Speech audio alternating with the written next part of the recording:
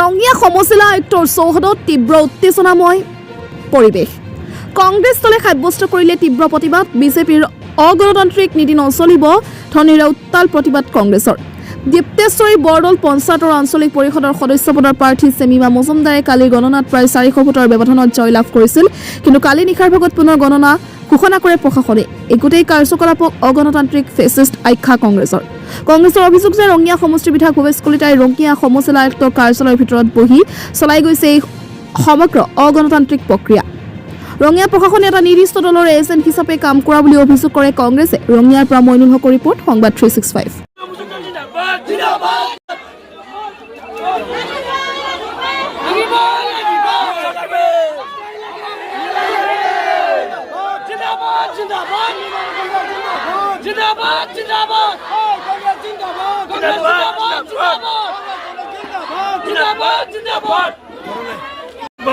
গণতন্ত্ৰক বিশ্বাস নকৰা দলে আকৌ তেওঁলোকে ৰিকাউণ্টিং কৰি আমাৰ দেশখনক আমাক কি বুজাবলৈ চেষ্টা কৰিছে।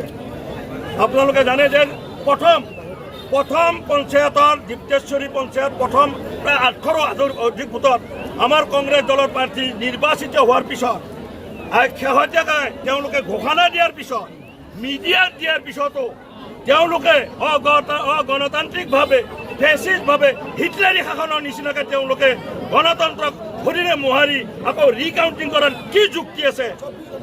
আমি প্ৰশাসনক ধিক্কাৰ দিছোঁ যে অকল এটা ৰাজনৈতিক দলৰ এজেণ্ট হিচাপে তেওঁলোকে কাম কৰি আছে। আজি এই গণতন্ত্ৰৰ প্ৰতি এটা মুখ্যম আঘাত হৈছে কেন্দুকোনা পঞ্চায়ত, আমাৰ পূবপাৰ জিলা পৰিষদৰ কেন্দুকোনা পঞ্চায়ত। কালি গধূলি 7টা বজাত প্ৰায় 279টা ভোটত নিৰ্বাচিত হোৱাৰ পিছত মিডিয়াত কভাৰেজ দিয়াৰ পিছত আকৌ ৰিকাউণ্টিং কৰাৰ পিছত আকৌ আমি 2টা ভোট এই গোটেই কালি ৰাতিপুৱা 8টাৰ পৰা এতিয়ালৈকে অবৈধভাৱে এই চৰকাৰী এজেণ্টসকলে এই চৰকাৰী পক্ষৰ এজেণ্ট হিচাপে কাম কৰা এই বিষয়াসকলে আমাৰ প্ৰাৰ্থীসকলক যি হাৰেছমেণ্ট দিছে। আজি কেন্দুকোনাত সেই ৰাতি গধূলি 7টা বজাত ৰিজাল্ট দিয়াৰ পিছত আকৌ তেওঁলোকে ৰিকাউণ্টিং কৰিছে। কিমানত জিকিছিল আপুনি? তাৰপিছত কি হ'ল তাৰপিছত?